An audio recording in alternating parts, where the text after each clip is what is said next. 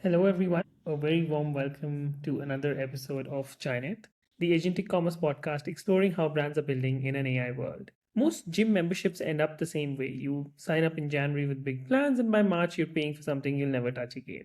The gym keeps charging you, or they force you probably initially to take an yearly membership. You keep meaning to cancel, but everyone pretends this is normal, and that's how it goes. At least that's what's happened with me the two times I've tried to join a gym. Anish Menon thinks this is insane.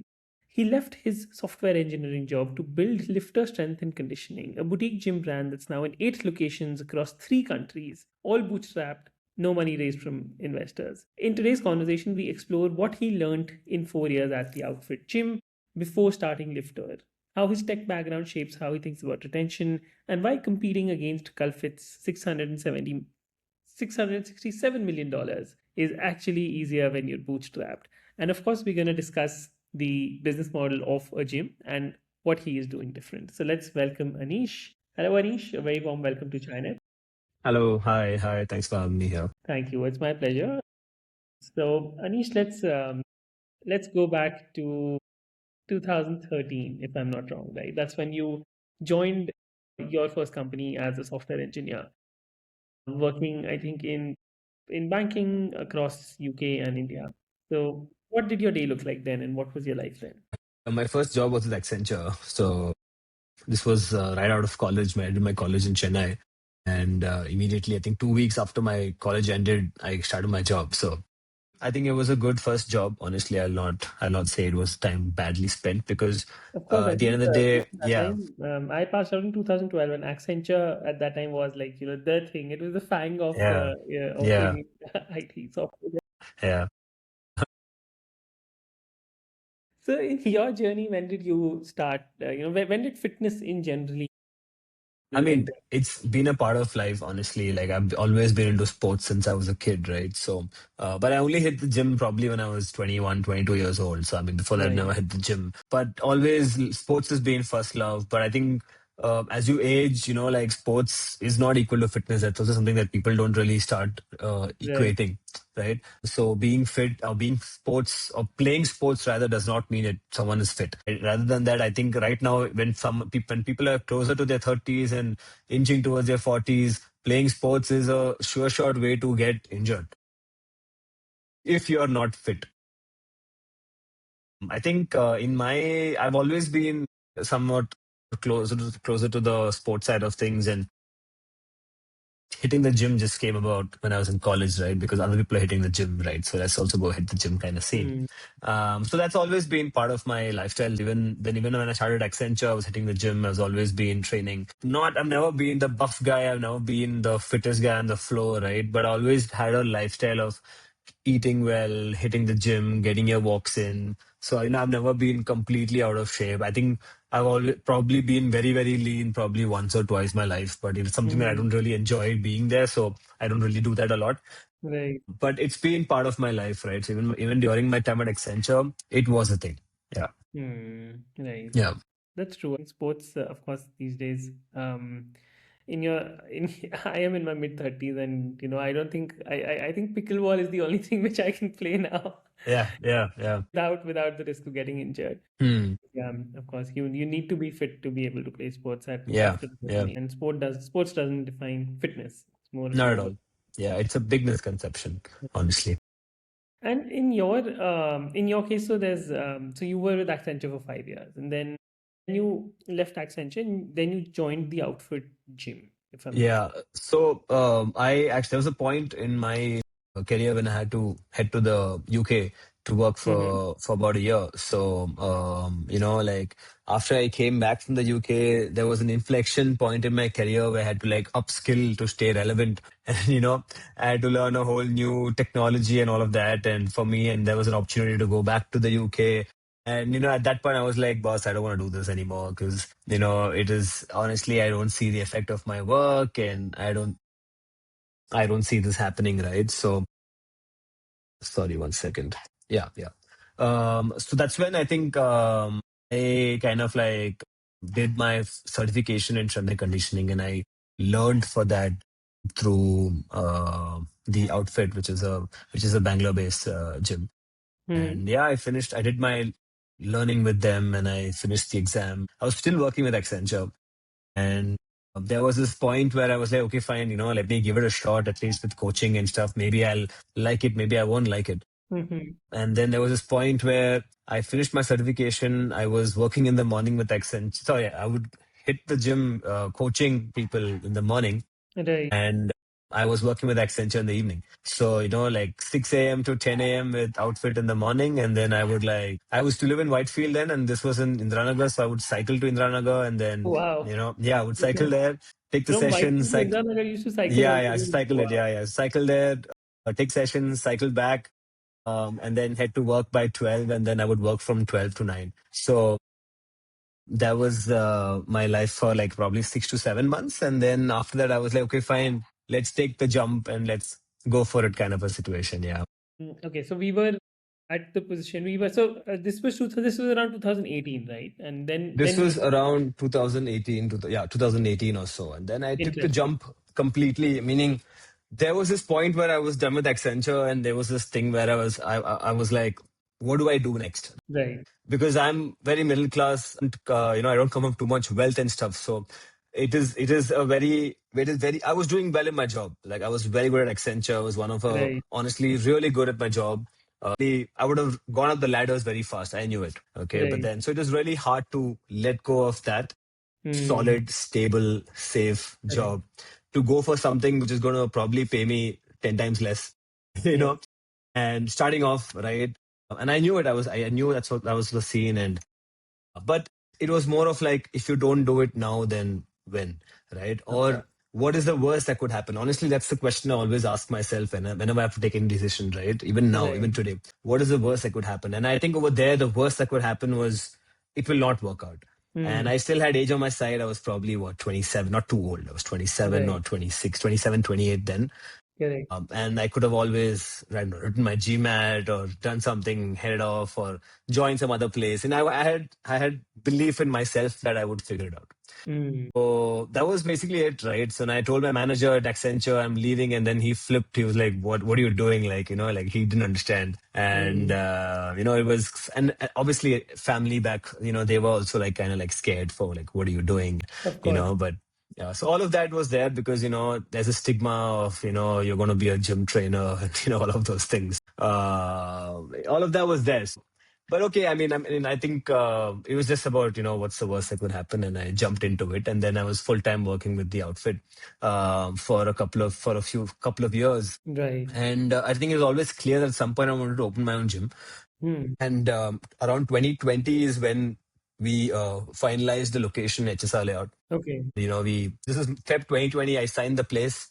COVID. I had a couple of partners as well. We signed the Hmm. place, and then COVID hits in March, Of and course. then everything is shut until September almost, right? And Right. then I think that's when COVID was almost done, and that's all over. But I think there was this inflection point in around May 2021 or so, Hmm. where the business we were still, my gym was franchised with the outfit, Hmm. and with the outfit brand. And I was like, where's this going kind of a scene. I think, this is all the way until 2022, sorry, 2022, yeah. So 2022 Jan is when I separated from them, and I wanted to do my Hmm. own thing. And LIFTR was born Jan 2022. Interesting. So Jan 2022 till June 2022, we just, ambled along, went along that way, and still we were not going anywhere, right? It was more or Right. less me after paying salaries and all that stuff. I had like probably 5,000 in the account, and we Hmm. were like, where is this going? Like, have I given up all of my things just to, pay rent and salaries and then be left with nothing? Right. Because I was also not taking much of a salary, honestly, apart from just covering my rent and basic needs. Correct. That is when I did my first big jump or leap of faith into educating myself. Hmm. I The first learning was all about externally, right? How do you get Right. clients and stuff? But this is more about how do you manage your team? How do you create Right. process How do you structure? scale up, create processes? How do you review your team's performances? Right. All these kind of stuff, right? Important things as well, because I Right. think that's where a lot of people are skipping the ball as to Mm. there might be a salesman, a great doctor, a great coach, a great something, right? But they're not great Right. leaders, they're not great team people. So I had to, all of this was learned. I didn't, I didn't do an MBA. I didn't do some kind of things. These are all on the job, or rather signed up Right. for these kind of courses. And I've spent money, right? I've honestly spent it because I know that I will make value out of it. Of And course. you And know these that are expensive cohorts or expensive courses for sure. these are, I mean, there are people I know who have signed up for it, and not done anything about it. There are Mm. people who buy a lot of books and say, I will read a book a week and 52 books over 52 weeks, but they don't apply Right. anything out of it, right? So there's no point, right? Right. So I would rather that you read one book a year and you do something out of what you learn, right? Correct. That's when you can gain something out of the book. So, Right. so yeah, I mean, I think that's made me into a person who is always willing to learn. Even as of Mm. today, I use AI a lot, right? I mean, it is something that helps me. I mean, I use it in my copywriting. I use it to, I mean, I don't blindly use it, obviously. I just don't say, hey, give me this, right? I refine it. I give it a lot of Correct. information. We have built tools we have built Mm. meal planners for our clients.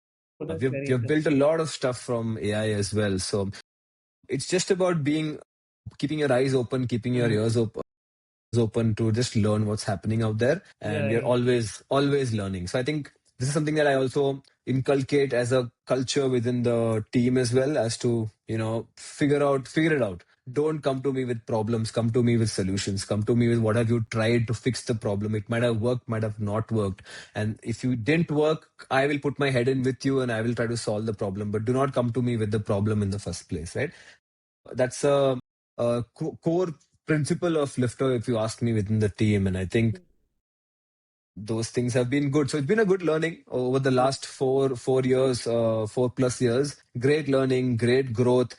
We doubled in capacity from last year to this year. Oh, And, wow. yeah, so operations have, taken a hit, but now we are stabilizing.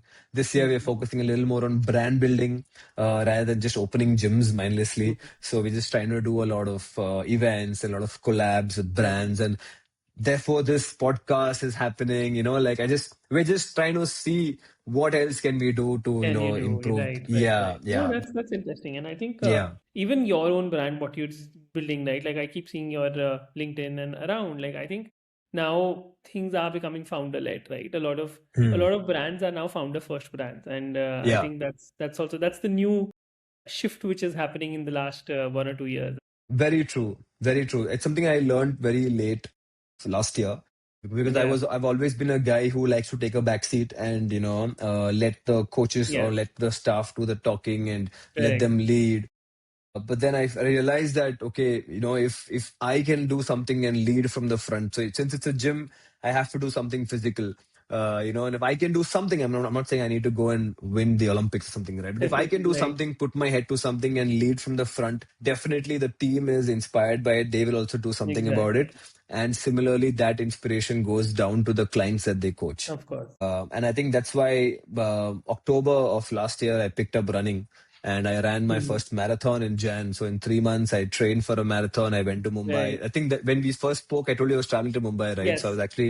I was actually traveling for the Mumbai For the marathon. marathon. Yeah, yeah. So I ran the marathon. I did really well, and it's been good. And I think that's permeated down to the team, and now they're running and they're doing Oh, stuff and they're wow. taking care of their health. So I think that's been an eye opener as well, that I need to do something and lead from the front, Mhm. because it just that discipline rubs off onto your team as well. Right. And with that, the others follow. Absolutely. And tell Yeah. me a bit about the AI meal planner and how you're using AI in your daily life Well, these days. And so see, with the meal planner, very simple. I mean, we just put it into ChatGPT and just tell Mhm. them, like, imagine I am a nutrition coach and I'm trying to Right. create, so take XYZ information from the client, and so we've been able to put it into a nice web page. I've fed the code into the web, so it gives you the code. Now I don't know what languages, I don't know anything about coding apart from what I did long Mhm. back, right? So I don't know the code, but it gives you a code snippet.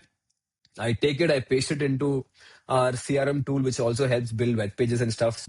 And now Right. I've gotten a great QR code that my clients can scan, takes them to the page, and now they put in their details, they put in their things that they like to eat, how many meals, non-veg, veg, and it spits out a meal plan for you. So Right. it took me probably half an hour to build, Wow. but it's a great thing that is being used every day by our clients, right? So I think that is something that really helps. We use AI a lot in our front end, as in we run a lot of ads on performance marketing. So when people Right. click on our ads and they reach out to us, there is an AI chatbot conversing with them via WhatsApp during the Hmm. times that our team is not responding to them. So we Right. use AI there as well. And obviously, we use AI a lot with creating creatives and sending out posters and those Of stuff course. as well. So we've used Creative, I think in general, creative content, creation of the content is now, I think, a good use of AI. Of course, yeah, I guess the 100%. I team is mean, using their own imagination and, yeah, exactly right. I mean, it still gives you really poor content if you just give it really poor prompts. hmm. But I think the skill that people need to learn nowadays is how to prompt better. I Yes, think if that can be a skill that can be taught to people, they can do wonders with AI. of course. Yeah, so I think that's where people really say that, oh no, AI is not working for me, is because they haven't put in the effort to learn how to work with AI. Absolutely. So yeah, so even with our chatbots, I spent probably 2 hours training the chatbot on Hmm. certain things on how to respond and give it scenarios and stuff like that. And after that, it was good to go. I Hmm. mean, yeah. So that initial kind of effort people don't put in, and they don't reap the benefits of what AI could be. Yeah. And let's talk a bit about the business model, right? First, let's talk about one of your posts that said that most gyms are designed to fail their members. So, walk me through, what observation led you to that So conclusion? so currently, if you notice, I mean, I don't know how many gyms still do this, but back in the day when you had your Snap Fitnesses and your Goals gyms, the first thing that you walk in when you look at the gym is you see a lot of cardio equipment. Hmm. You would probably see a front desk, and then after the next look from the front desk is just a lot of cardio equipment, and then the strength training equipment was all kept in the back side of Yes, the this right. one, right? It was basically just to show or put it in people's head that the cardio equipment is all you need, because they don't want the crowd going to the strength training place because there's not enough equipment to handle everybody. Yeah, okay. That was number one, that a lot of people would think that, okay, the cardio is good enough for me, and they would just go probably do like 20 minutes of a treadmill, 20 minutes of a rower, 20 minutes something else, and then they would just get head back home, Hmm. which is most of the people back in the day, or maybe even now, honestly, right? Because even if you go to a regular gym and then this guy comes up to you and you ask him, okay, what do I do today? He's going to tell you the Right. same thing, right? 20 minutes on the treadmill, 20 minutes on this, 20 minutes on that, and you're good for the I day. think it's still the same.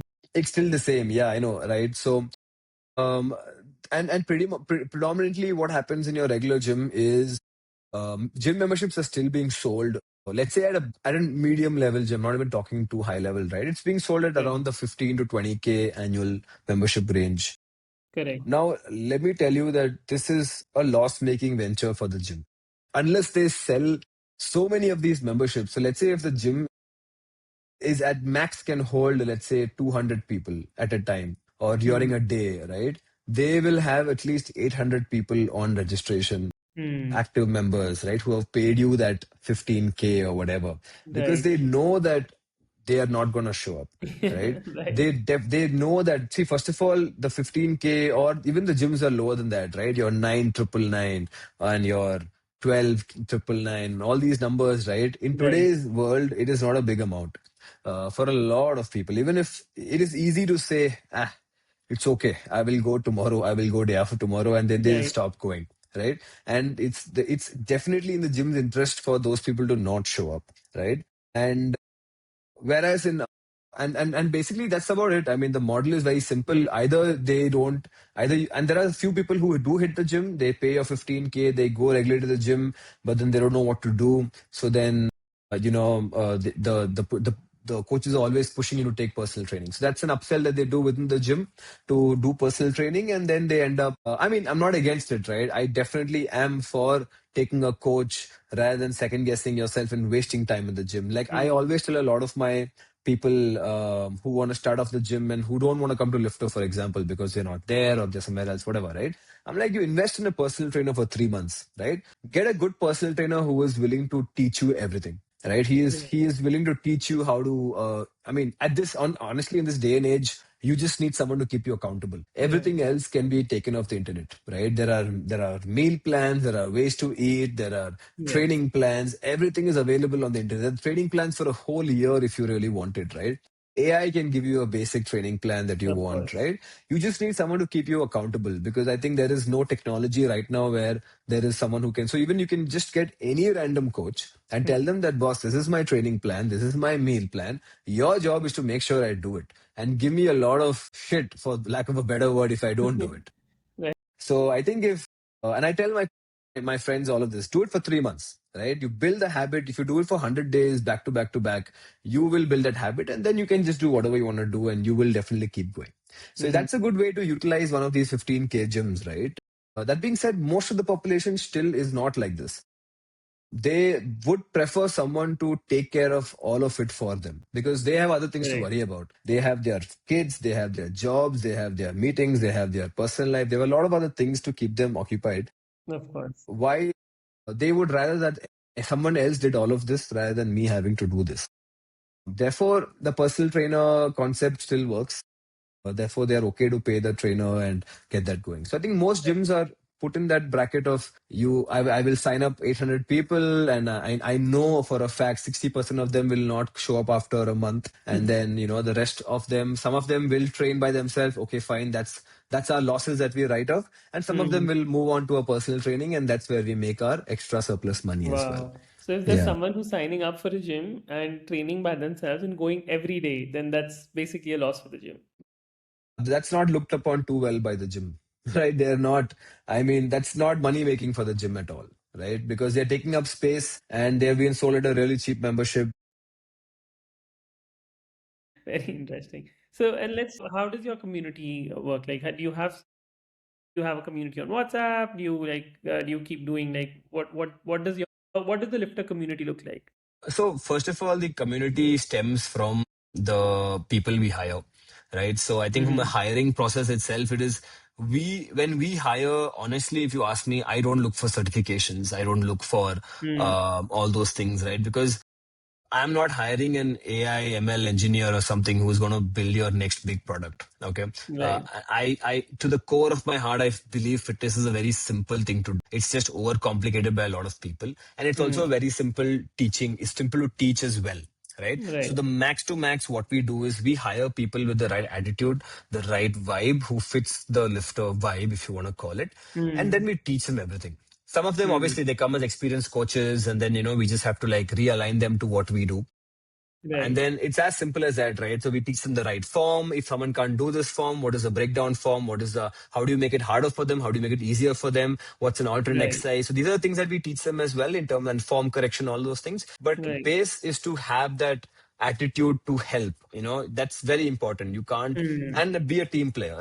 And honestly, this is very hard to find. So it's, right. it's easier said than done, but it's very hard to find. So we start looking for these individuals who can be a good coach rather than finding coaches. It's hard. So I was listening to Alex Hormozy's podcast just from yesterday, Mm, his mm, latest podcast, if you ask me, right? mm, And this is what he said. It is very hard to teach the right attitude or to change someone's attitude. It's way easier to teach them these kind of skills rather than having to change their attitude. So it's just easier to find somebody with the right attitude and teach them correct. the fitness coaching stuff rather than the other way around. So Mm, we basically, I mean, I'm not saying we have figured it out, but we try to kind of like hire these kind of people. That's where the community starts building from. Apart from that, we have, when it was only one or two gyms and I was in the middle of the action, it was easy because the community aspect stems from what I want to get going, right? So there's of some course. event or some cricket event or a badminton event, or we just do some. We've done drinking nights out, right? We've got drunk at the. I mean, we've drunk at a lot of stuff. A lot of things. So we've done parties, we have done sports events, we've done community events, we've done karaoke. So we do a lot of these things Right. with the team. So now that I'm not part of these on-ground events, the thing is that we just keep the structure the same, right? That Hmm. we mandate these kind of events to happen like for example, once a quarter we need a outside event. Every month we need an inside event. Hmm. So that way the community stays alive. And obviously we do a lot of fun and games sometimes during the week before and after the Hmm. workouts. And honestly, I think it's easier to also build the community when we have a lot of like-minded members as well. Of So if course. you should know, let's say we are priced significantly higher than your regular cult membership. For example, if someone's Hmm. paying a 20K at here, they are going to end up paying probably 3 times more with us. But that's the kind of people also that we get who are like very like-minded, and then they're willing to be part of the community, and then Right. so it's a lot of that's how the community builds, honestly, right? And Hmm. then now we're trying to like improve the community by doing a lot of these external events and bring in a lot of runners and see how we can do some collabs with different brands Hmm. and all of those things. Interesting. Very interesting. And wow, it's already more than 45 minutes we've been talking. Oh So man, time's flown. it was a very deep and very thoughtful conversation. I love your story, love what you stand for, and love how you're building what you stand for. Final couple of questions, more on the advice side, because there are, I would say there would be thousands of people, who hate their corporate job and dream about, or maybe they don't hate their corporate job like you, but they dream about about leaving tech to leaving their job to build something which they deeply care about. If you go back to 2018, what would be one advice that you wish that someone would have given you at that time? I mean, advice. Honestly, I jumped. I mean, there's no regrets for me that back Right. then, right? But I think if someone back then would have told me the same question that I had to ask myself, which is, what's the worst that could happen, man? Just go for it, right? And possibly back then would be, I learned a lot through trial and error. So Hmm. possibly someone to point you in the right direction, maybe, I don't know, right? Hmm. Someone to as mentors maybe in the industry, Right. right? Because I don't think I had that kind of this one as well. Hmm. But I think the advice is to basically learn, right? Be a sponge for knowledge, Right. and I don't mean like knowledge which will take your business to another level. It's not Hmm. about just having random stuff that doesn't apply Right. to you. Have knowledge that can. So if you're not getting customers, learn how to do sales, right? Just open YouTube. There's Grant Cardone, there's Alex Hormozi. There's so many people that you Yes. can do, Of right? course. If you don't know how to run ads, go. I mean, everything is available for free. You don't have to. You don't even have to do a paid this thing at this Right. point, right? So go on ChatGPT. I mean, right. Even before this call, I was actually telling like I need to rewire or restart my hiring DNA. How do I start hiring from scratch? What are the questions I can Hmm. ask? So everything today, if you ask me, how can someone start? Get a Right. membership, get a premium paid version of ChatGPT. It's Hmm. $2,000 a month, but it's probably the best amount of money. So I think the best tools I probably use right now is $2,000 a month on ChatGPT, it's, Right. 4,000 rupees on Canva Pro for a year for all the, it's a gold mine, right? And then just start. I mean, don't be stuck in analysis paralysis. And a lot Hmm. of people try to start only when their perfect version is ready. But I think I Right. told you in our first call, there's something I learned from Rajit Alreja in his Hmm. first one of these events that I went for, where he said, version one is better than version none. And it stuck with me since then. And since then, people have always also, my own team has come back to me saying that, why don't you take some more time to think about it before you let it fly? Hmm. And I'm like, listen, I will let it fly and I will release it first, because then I have a public what do you say, accountability to get it Right. going. Otherwise I'm just going to sit and stew on it and Hmm. think about it and think about it and not do anything in the first Right. place. Of course. So get it done. Start. Version one better than version none is a None. great, I think, Absolutely. great advice I still use today. And Yes. ask yourself the same question, right? What's the worst that Hmm. could happen?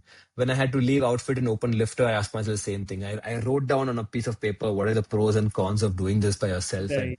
you know. So yeah, that's and I think. And also, there's also counter advice probably I would give people is that you don't have to leave your corporate job. Okay, Hmm. like, I mean, you can stay in a corporate job. You don't have to enjoy it as well. But as long as your corporate job is giving you the money and the avenue to enjoy a life outside of it, it's Right. not a bad idea. But yeah, if you are spending your entire day and your weekdays and your weekends and you're not enjoying your life outside of it, probably, yeah, find a better place. But then you can have a 9 to 5 and you can still have a good quality of life. Hmm. So that's also something that I tell a lot of people, that you don't, because this, right? Because, for example, I'll tell you something like, I'm 35, right? Mm-hmm. This year. And then I'm still in a very, I'm still running a business. It's not steady at all. It sounds great, 8 gyms, all of these things, but Mm-hmm. it's still a growing little baby, Of right? course. So if someone cannot handle this kind of uncertainty in their life, Yes. it's not for everybody, is what I would also say Mm. at the same point. Yes. You should be okay with uncertainty. You should You be should okay. be very okay with uncertainty, right? And if you someone who gets easily flustered and easily you go you just get demotivated all the time, then it's probably not for you. Yeah, and I think also as an entrepreneur, you need to be an optimist. Yes, If you're pessimist or yes, too real in yeah, your life, then yeah. Yeah. I mean, you always need to be able to like see the finer, brighter side of things, right? Like right. things have happened, bad things happen all the time to us, right? But I Yep. always try to see the good out of it. And honestly, nothing, it doesn't, it's not that bad. So I think in Yep. hindsight, whenever I think about all the bad things that have happened, it's not that bad. And really bad things have happened. So, yeah. So, yeah. Right. Yeah. And I think I don't know if we have time or no, but then I think that day when in our first call we also spoke about a lot of people, a lot of these free coaches, and a lot of people who are good in their craft wanting to start their own business. Yes. Is Yes. my thing to them also is that learn to work with people and Mm. learn to be a good leader. I think that's the most important skill. Right now, I don't do anything fitness focused. I don't do with my team. I don't do anything customer facing. My entire day goes in making my team's life better, because they're the ones who execute on the ground. And that's what every leader needs to learn, honestly. So someone who's good in their skills, the next thing which they should be learning is leadership skills Hells yeah. Yeah. before they And they need to begin. be leading. They should not be directing.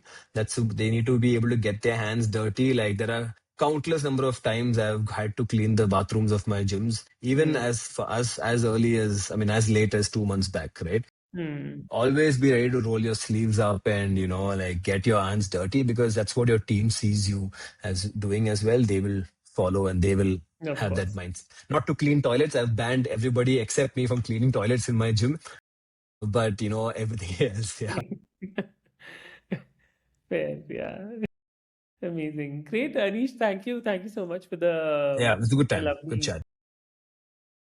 50 odd minutes. It has been it has been very enlightening for me, and I've learned a lot. I'm very new to the industry. I don't have I've the only I think I've tried joining a gym twice and failed. Once I did not like I did not continue. Second time I think I did not have a trainer and I got hernia. So after that I was like, okay, since then, I've Yeah, just been same advice for you as well. Just get someone, lock him in for yes. 3 months, make sure he sits on your head and gets you to do things, And right? yes, Yeah, exactly. I think yeah, I when you said that, this is the advice I'm giving to my friends, and I'm like, yeah, this is something which I should take yeah, as well. yeah. Or else But just come to a yeah, LIFTR gym and it'll be, they will take care of it. absolutely. Yes. Great. Yeah. Thank you so much Yeah, for thanks. all our listeners. That was Anish Menon. He's the founder of LIFTR Strength and Conditioning. And this was Chinet, the Agentic Commerce podcast, where we learn from brands and learn how they're building in an AI world. Thank you, Anish. Thank you for your Thank time you so much, and Sachin. lovely talking to you today. Same here. Bye.